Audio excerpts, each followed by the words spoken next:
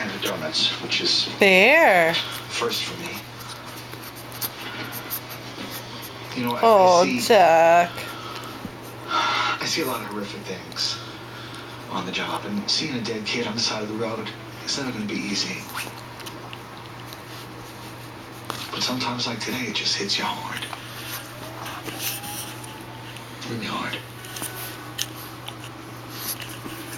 And on a day like that, you know, the last thing you want to do is go home to an empty house. And I think that if there's the slightest outside... Jack, get your bear. Get your bear. Get your bear.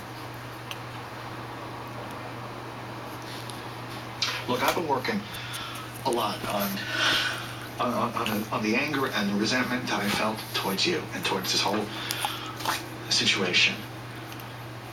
And I think that I've made it to the next phase. Which is?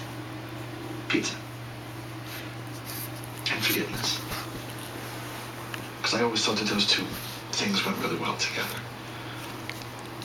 Just like, you know,